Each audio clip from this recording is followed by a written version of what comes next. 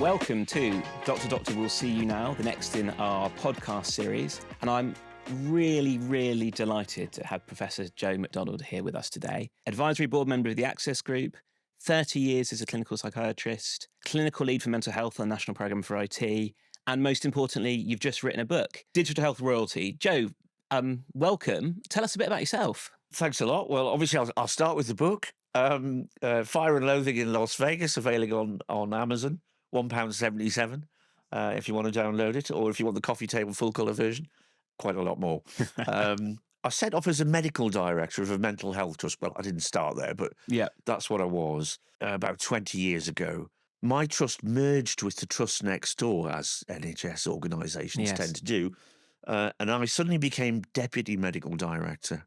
And this was the first time in my career I'd had to take a sort of step down. And I was looking for somewhere else to go and be really important and not number two. And I picked up the PMJ, and there was an advert in the paper for National Clinical Lead for IT, brackets mental health. And I thought, well, I've climbed the greasy pole as, the trust management climbing frame. Why don't I try and be something national? So I went to London and had an interview to join the National Programme for IT, Tony Blair's £12.7 billion National Programme for IT, with responsibility for the mental health arena. And I had recently built a website. Now, not a lot of people have built a website 20 years ago. No. I built a one-pager to rent out my house in Turkey, which I couldn't afford. But I bought anyway. And so I bought Microsoft Front Page, which was a first WYSIWYG website building tool. And the CD-ROM, when I put it in my Amstrad, it cost £460. But because I'd built a website, when I got to Westminster for the job interview, I was like, overqualified. Wow, this guy actually built a website. You've got the job. And I remember ringing my wife, standing in Whitehall, and said, I think I've got the job. And she said, oh, shit, what are you going to do now? I said, well, I don't know. I'll just have to make it up as I go along. So I did. So I was National Clinic Lead for IT within the National Programme for 4 years. And it was an education. Yeah, I bet. It was an absolute education. I mean, none of us really knew what digital health was at that point, right? You were making it up as you went along in the most positive way possible, right? Yeah. I mean, the funny thing was, I learned a lot. I mean, it is all in the book, to be honest. And I didn't really write the book. The book wrote itself over 15 years. Wow. In 1,000-word installments written for Digital Health Online magazine. And I've just stapled it all together, really. But it actually reads like a diary of the last 15 years of digital health. So it's all in there. But one of the key lessons that we learned was there's a Goldilocks size to an IT project, a health IT project. And if it's too big, you'd think, oh, they've given me £3 billion. How can I possibly fail? But in fact, actually, you can have too much money at the start of a health IT project. In fact, if you have a really huge amount of money, you will almost certainly fail. Yeah. Because the huge amount of money will warp people. As a psychiatrist, I thought I knew something about human nature, but when you put £1 billion on the table, it warps space-time, it warps human behaviour, it makes fat, Geordie, middle-aged psychiatrists sexually irresistible to software sales staff. All manner of madness would go on, and that was news to me. And I learned a great deal. I'm super interested in these massive infrastructure projects because I don't think globally there's any examples of that sort of scale succeeding. And I'm really interested in. We obviously had the National Programme for IT. It did lay some great foundations, and I think what we forget when we look back is how far we've come. Right? Like we really didn't have any digital infrastructure 15 years ago. Yeah. And actually we have got now in the NHS a really good ecosystem of products and solutions. Yeah. It's a bit of a patchwork, which some people don't like. I personally think is a good thing because it's actually, I think a patchwork's more resilient. But it does seem like the national conversation is flipping back to big central projects. And I'm really interested in your take on that. Like, The pendulum swings one way and then it swings the other. And is it a good thing? Is it dangerous? What can we learn? It's really dangerous to have really big projects. I don't know if you're familiar with the work of Waldo Jaquith in the United States. No. He's a guy who works for a government organisation and he works purely in the field of how do they get best value for money out of their IT. Right. And his golden rule is if you're spending more than $10 million, you will fail. Right. So he says as soon as the money gets over $10 million, you will fail. And he's got half a dozen examples. And we have plenty of examples, and not just in healthcare. I mean, the post office kicked off at the same time. And I've just listened to a podcast on the train here, actually, about the justice system, which has spent £1 billion on a system which isn't working. Yeah. And these great big government IT projects, I believe, are predestined to fail by their very size. And when I look at things that have succeeded, look at the things that succeeded from the national programme. Let's go back 20 years. What's still here? Spine. Yes. Relatively small project, actually. Yeah. Small number of people. Open source. Right. And that's still great infrastructure. My wife worked on the electronic prescription service. So every time you get a prescription now, it's at Boots before you are. Yeah, which is magic, right? But again, it was a team of less than a dozen people. Yeah. And they didn't have a massive separate budget. They kind of went under the political radar and got it done. That's so interesting, isn't it? And the thing that they both have in common is that they're sort of part of the fabric, their infrastructure, they're enabling services. Yes. And I think, when I think about what Central should be building, it should be building enabling services. Yeah. How do we plumb stuff together? Spine is such a great example of that. Like, how do I get the demographics of any patient out of any GP system in real time? It's so enabling. But I think the tendency is, unfortunately, if you're a leader at DHSC or a politician, the allure and the draw of the shiny thing that you can put your name against is so great. There's not much that's sexy about an enabling piece of infrastructure, sadly. There isn't, and it's politically unattractive. I mean, let's take the single patient record that has mooted at the moment. That is such a sexy idea. Right. That we're about to do it for the fourth time, and we know that it will fail. Yeah. We did Health Space. Yes. We did Lorenzo, Summary Care Record, and the other one, which I can never remember. Yeah. But we've done it to death. It is such a sexy idea. Let's just have one single source of the truth, they always say. So alluring. And the minister gets it. We're still on the national programme. It was the Prime Minister's idea. Yeah. And there's only one thing worse than a minister with an idea, and that's a Prime Minister with an idea. It is such a sexy idea. It's so appealing, and unless you've had a go at it. Yes. And then actually, we have got an installed base that we've got to deal with. We can't throw out 25 years worth of data, 40 years in the GP record, to be honest. Yeah. We've got to build on our installed base. And there isn't one ring to rule them all. And even if there was, it would be a terrible idea, because they would just turn the handle on the price of it every year, and there'd be nothing you could do. Yeah, you'd be totally... So it's a terrible idea, but a great idea at the same time. And unfortunately, the newcomers, new governments and new ministers, I don't know, it's the arrogance of youth, really. Yeah. They think, oh, well, those silly old buggers, they didn't get it right. I'm sure we will, though. And actually, the complexity is in the task. It can't be taken out by a little more money or a little more testosterone or a few thousand more developers. Yeah.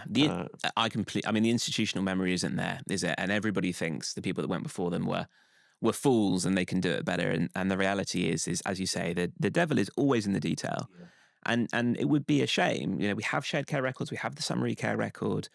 We have not only are they products that are out there and working and being used every day, but there's also a whole ecosystem of businesses that are delivering those things. For sure. And I think it's really poisonous for innovation in the NHS every time we talk about one of these things, because if you're GraphNet or Orion or one of many other businesses that supplies a shared care record, I suspect business dries up because everyone goes, well, there's a new central thing coming. And if we as a country don't support our innovative homegrown businesses like GraphNet, then we are going to fail and we're going to end up with no innovators. And I think that's the other sadness here. You know, we don't learn from the past, and we don't respect the innovation that's already happened, and we don't lean into it, and we don't go, do you know what? There's some great stuff happening there. How do we do more of that? Rather than starting in here with our kind of new white elephant that we're going to ride in on and ultimately sort of... Yeah, it is very sad. I mean, 30 years ago, there were 30 GP system suppliers. Right. Now there are 2. Yeah. And we're desperate for a third or fourth because we're worried about the duopoly. Yeah, we are. We've got a managed divergence policy for general practice records. Yeah. But I think we've still got a managed convergence policy for hospital records. We do. Which is interesting. That is interesting. In the current time. But I do think... I mean, the reason I joined Access Group is because they're not trying to take over the world. Yeah. They are trying to join it up, and at a British price that the NHS can afford, rather than the mighty corporations who aren't that interested in us and the way we do things, and who are well, I always say to people when they're buying an EPR, has your supplier got a Formula One team? Does the chief executive have their own jumbo jet? Yeah. You might be overpaying. Yes, totally. It's worth saying for listeners that Dr. Doctor and the Access Group have a partnership, which we're really proud of. I believe really strongly in an ecosystem of innovative British businesses that are going and doing good stuff at a fair price. I think the work we're delivering independently and together are really good examples of that. There isn't one business that can do everything. I find it incredibly curious that we think, we have to put everything in one EPR. And, obviously, if you're a clinician, you don't want to be having to do more clicking than you need to do. But I often will compare it to what we do. We're a tech business. We use a very modern stack, but I still use 6 or 7 different tools every day.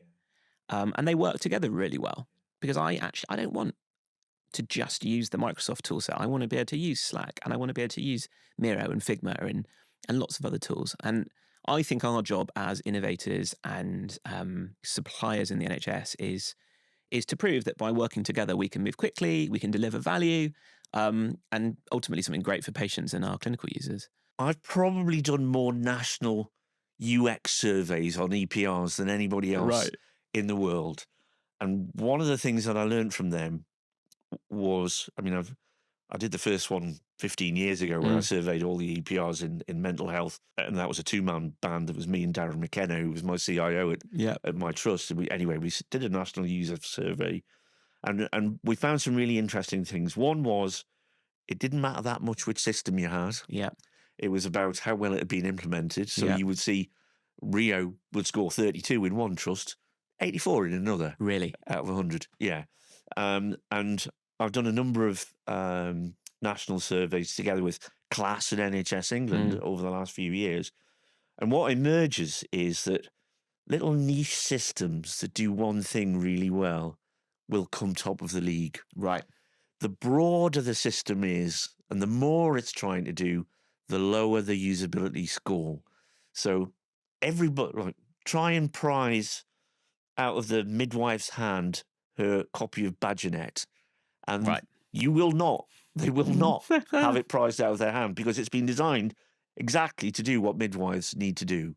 And those niche systems are the best beloved, and it tends to be the larger suites which people aren't really very keen on. Yeah. So there's something about, if it's been designed to do a little module of what the NHS does, it can do it really well. But if you try and make it do everything, it becomes cumbersome and people don't like it, and it causes burnout. So I'm a big fan of Professor Martin Annestat, who was at the University of Oslo. And my wife went to the Digital Academy in cohort 1. Yeah. And I was watching her watch a video of Martin Annestat over her shoulder on a laptop one time. And she gave this 15-minute lecture about the nature of IT. And she explained that architecture is the wrong language. It's gardening and cultivation. Interesting. And that what you have to do is you plant modules, and those which work and connect to each other, you water them with cash, and they develop into ecosystems which are usable and functional. Yeah. And they're very close to the end user, and the end user can see that it's good, and then you can make progress. if you try and parachute it in from outside with a great big budget attached to it, it will almost inevitably fail. Yeah. Uh, I would say there are some exceptions, but actually I can't think of any. No. I can't think of a gigantic, successful billion-dollar imposed from the centre program. Because you can't do $1 billion piece of work and as you say, listen to the individuals and water their individual needs. That's not possible. And I also think you can't innovate in that way. You can't innovate if you have a monolith, a big monolithic system, because it's trying to do so much. You can't go and do the bit of magic that's required. And that really, I think, is the risk that we have right now in the NHS, is we've kind of over-indexed on massive monolithic systems. We haven't spent very much money over the last 2 or 3 years, and so we've killed lots of our innovation, sadly. No, I agree. And there's a lot of kind of narrative around we need to solve it with the big systems. And I think it would be really sad to see all of that learning, your 15 years of experience, which is in the book, everything that we've done as innovators. Dr. Doctor is nearly 14 years old, which blows my mind. God, is it? Yeah, it is. 2012. I remember when it was knee high to a grasshopper. Yeah, exactly, right? and we were doing stuff back in the day where we were, we still had N3. The idea of like opening an N3 port to the public internet was very scary to people. Yes, oh God, I remember that. And we were having to sort of really persuade people at NHS Digital that was okay. These days you can spin up a bit of Azure infrastructure and just do it in 30 seconds, which is a fantastic thing. But man, those early years of like breaking ground. But the sad thing is, I've watched the digital health space like explode, all this interest. And at the moment, apart from a couple of areas, like sort of some of the ambient scribe technologies in AI, which we should talk about, it's a bit moribund, I think. People are leaving, and small businesses are they're hanging on, but there isn't a lot of positivity. I mean, young medics who are coders, who are, IT literate in a way that my generation just weren't and aren't, come to me sometimes and say, how will we sell our lovely new application into the NHS? And I say don't. It's too hard. A terrible customer, very fickle. They may well go and invest everything in the new shiny thing, and you'll be left for dead. And I hate myself when I give that advice. Yeah, it's sad, isn't it? But I do generally say, oh, go to Saudi. Yeah. Get yourself on the plane to Dubai, sell it there. They've got money, and they're a better customer than we are. And that's a real shame. Cards on table. I'm a card-carrying member of the Labour Party. I thought we were going for growth. Yeah. I'm not sure how we're growing this market sector by handing it lock, stock and barrel to a group of oligarchs in America. Yes. And it's a bit political. I shouldn't have said that. No, I agree, to be honest with you. I mean, I think we were all excited about the Labour government coming in. I continue to feel positive about having a Labour government, but I think the digital health industry in the UK feels a bit neglected and forgotten. And it is full of people who are smart, that care. The passion that they have is so real. I mean, I actually sat next to someone at dinner last night he was a PhD student who'd invented a way of making prostheses fit on a first fitting using a scan of the person and some AI to save the sort of 5 or 6 repeat visits you normally have. And he's gone to the US with it. Yeah. Gone to the US with it. And I sat next to him and I said, it's really sad, but it sounds like you've made the right decision. It is sad. That has to change. I mean, I do talk to my MP, and she's great. She happens to be chairman of the Science and Innovation Select Committee, Chion Wura. Sometimes I sit next to her at St James's Park, and she gets it, but she's not a minister. She doesn't have her hands on the levers that would. I think there is so much innovation that's possible in a place like the NHS, and the rewards that we can get, in the NHS are unique. Yes. I don't think anywhere else in the world has the data that we have. Yeah. Go right back to the beginning, 20 years ago when I started off as National Clinical Lead for IT, I was inspired by a friend who rang me knowing that I was the only adolescent psychiatrist that he'd been at university with, and he said, my daughter's got first episode psychosis, what's the best treatment? Yes. And I'd already been a consultant for 10 years, and I said, I don't know. I don't know what the best treatment for your daughter is. I'm pretty sure on a genome there's something that encodes which antipsychotic would be best for her. And if I get it right first time, she'll be well in 6 weeks. Yes. She'll do her A-levels and go to medical school. If I don't get it right until we're on drug number 12, she'll have been in an institution for 3 years and she will never regain her trajectory. Yeah. So in my naivety, when I applied for the job of National Clinical Lead for IT brackets mental health, I thought I'd gather up all that data and I'd be able to analyse it and find out what's the best treatment for first episode psychosis. And that's still the dream. Yes, it is, isn't and it? the only place you can do it is here. Everywhere else in the world, the data is too distributed. But we have a National Health Service with, 30, 40 years worth of data in a get-atable format. We now have tools that can make sense of what's data soup, to be honest. But we now have tools that could maybe answer some of those questions if we can free it up. Are we doing that? Is that happening anywhere? I think very soon it will happen. Okay, that's good news. If you look at some of the great work that's going on, Ben Goldacre's Open Safely project, where they found a way to, run queries on data without it leaving where it is. Yeah. And we've got plans in the Access group, actually, because, my dream is that at some point I can say, Alexa, show me everybody in Newcastle tonight who's thinking about killing themselves, and there'll be clues in that data if we can get it into an analyzable format. And I don't think we're a million miles away from that. We are beginning to look at ways in which we can start to answer those questions. What's the best treatment for schizophrenia? Yeah. Who's in trouble tonight? Because as a former medical director of a mental health trust, Friday evening, 5 to 5, and you're thinking, what I wouldn't give to know where my Hot 100 are this evening. Yeah. Who's going on the bridge? Who's going off a cliff?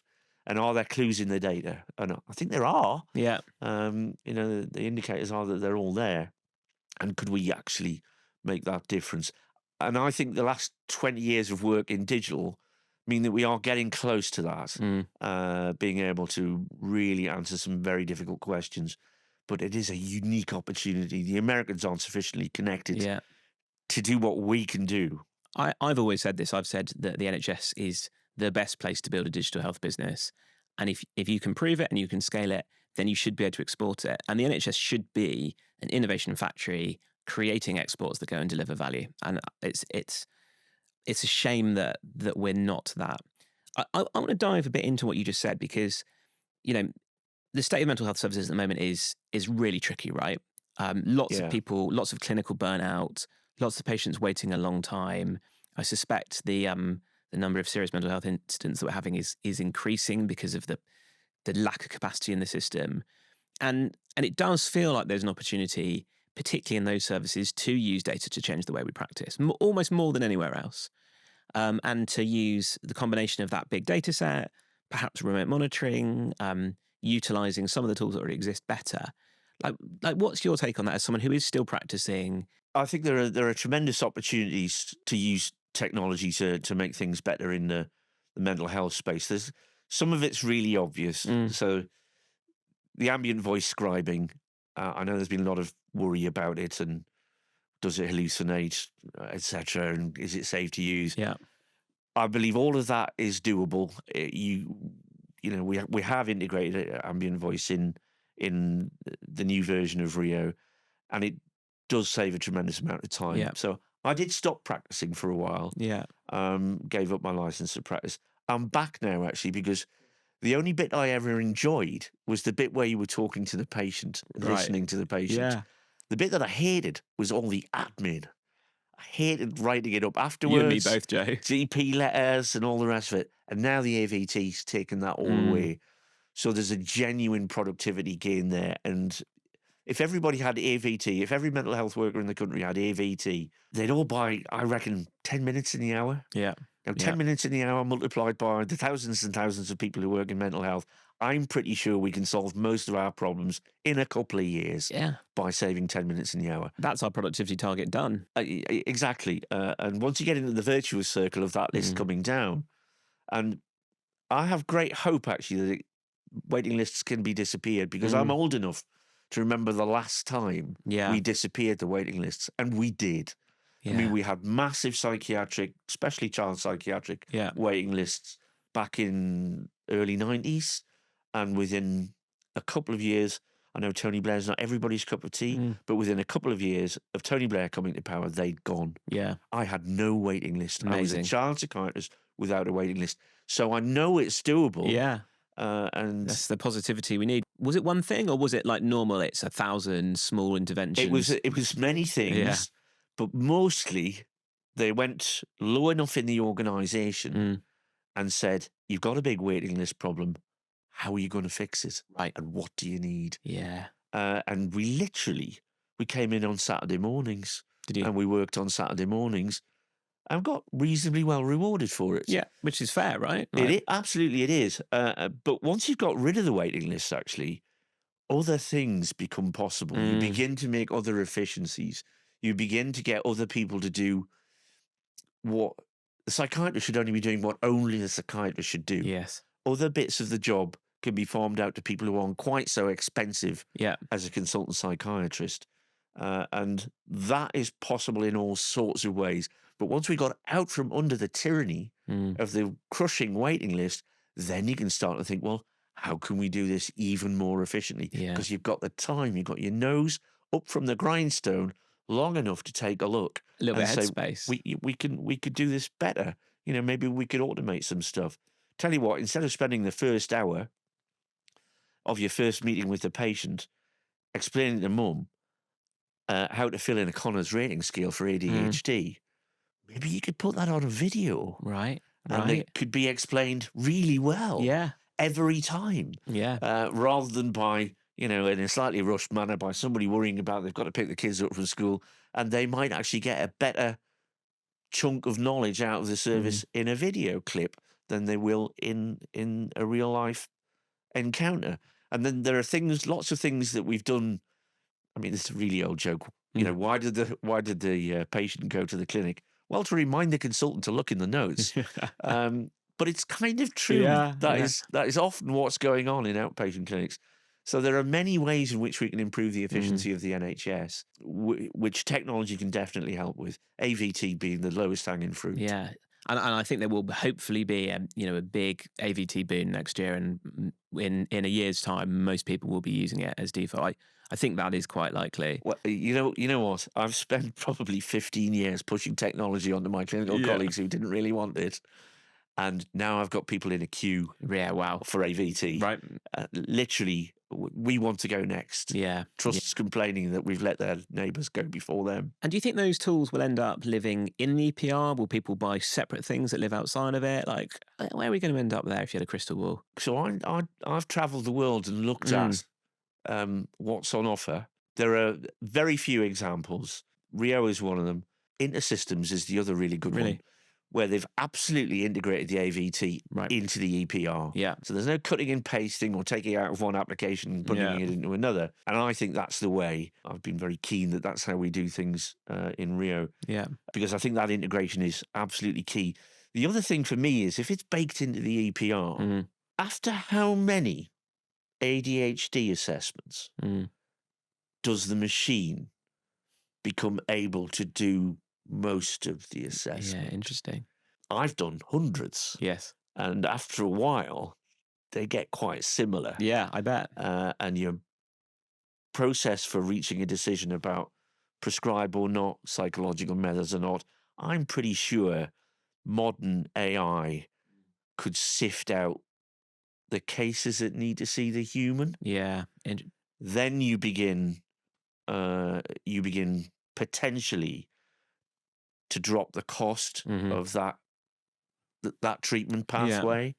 And I think that's a really interesting area. But, within a year or two, we'll have enough of those consultations which have been scribed by AI to begin to go, well, which of these really need the human? I think what's interesting about this is, so I have quite a strong hypothesis that the digital health market is going to see a convergence of value proposition. So, instead of I'm an EPR, I'm an AVT tool, I'm a patient engagement tool, I'm a skin analytics piece of AI, we're all going to find ourselves actually in the same sort of place, which is how much of this stuff can be automated and how much can we allow you as a clinician to focus on the high value patients that are complex and need the human touch.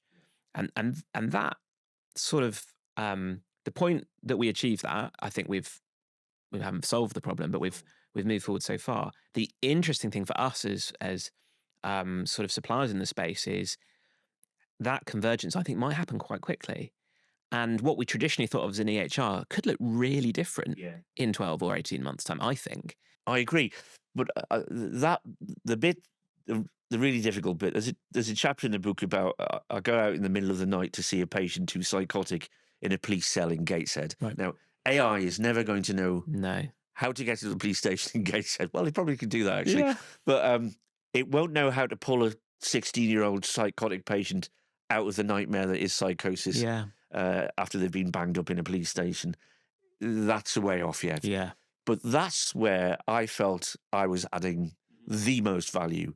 Carrying out routine assessments of ADHD in my clinic, much of which I felt might be automated. Not so much.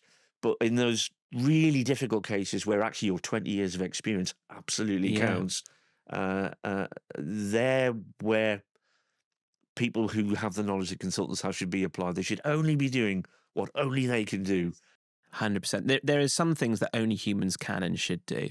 I believe that very strongly. And the key to the technology is removing the burden so that you can go and do that. I was really interested. I saw on LinkedIn this morning actually that a mental health AI business called Yara.ai had decided to shut down out of choice. And it was a business that was using LLM-based technology to create therapeutic chatbots. And the founder said, 2 years into our journey, we've decided to close this down for ethical reasons because we've realized that the chatbots aren't capable of giving patients who have serious mental health needs what they need. And I thought that was a really brave and impressive thing for that founder to do. I'd add the word yet to that statement. I think he's done the right thing, and I don't think they're up to it at the moment. And there's a very real risk when there's a 2-year wait for an NHS mental health appointment that people are going to turn to chatbots and ChatGPT and try and therapy themselves. And I don't think there's any doubt that is dangerous now. And it's happening. But it is happening. And I know that, steps are being taken to try and stop it happening. I'm not quite sure how they'll work. Yeah, quite. But the answer, I think, is let's concentrate on get rid of waiting times. Let's make sure that the humans are doing what only the humans need to do, and that people can get access to therapy, when they need it. That's where we need to go at the moment. But after AVT has sat in enough, a year, 2 years, 10 years, 20, pretty sure it will get pretty good. Now, I think there may be an element in therapy which is so human that there are things that AVT and AI will never, ever be able to do. I suspect there's an element that somebody in this conversation cares about me, and that is like an enabler. And I think there is some magic in the human to human contact. Through. And if you take it all out, I suspect it probably won't work. I wonder if there's a risk almost with some of these, computer chat interfaces that it does the opposite. It sucks people inside themselves because it reinforces perhaps some of their negativity or anxiety. I'm sure there's huge potential for good, but potentially huge potential for harm at the same time. Yeah, I think that's true. I mean, if you look at social media, let's say you've got anorexia nervosa, and you join a group online and you're talking about your anorexia nervosa, you might be in with somebody who's really positive, help you out there, or it might turn it into a dieting competition, and it might actually make you worse. I worry that AI is insufficiently able to tell the difference between what's the good stuff and what's the bad stuff here, because it's just making associations. I saw Geoffrey Hinton at the Royal Institution a couple of months ago, and he was explaining, and I thought I understood how AI was working.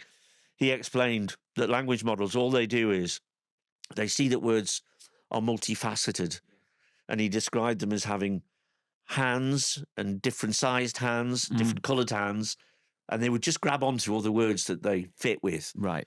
This means that words actually don't mean anything on their own. Yes. They're entirely dependent on the context in which they exist, and that's dumb. You know, that's not what people do, or at least I don't think it's what people do. Hopefully not. Consequently, these models will need an awful lot of training to produce anything meaningful from a therapeutic point of view. Yeah, totally. It is just kind of statistically linking words together rather than producing anything real. I've actually found my own use of LLMs reduce recently is interesting. Having started using them a lot in my professional life, I've started using them less and less because you start hitting the limits quite quickly of all sorts of use cases. I also think it's quite sad that the conversation around AI has become so LLM centric. I think because of the big investments from the big tech firms into that particular technology. But you know, like I was sort of laughing last night with some of my university dissertation. I wrote a genetic algorithm, which is an AI, but we didn't call it an AI then. You know, that was, and there's all these different forms of machine learning and artificial intelligence that to solve some of the problems we've just touched on, like finding your 100 patients who are at risk, we should be investing in. And that side of the conversation has got a bit lost, I think, amongst the rush towards ABT and the rush towards LLMs. So yeah, there's definitely an opportunity there, I think, to think about how we change practice.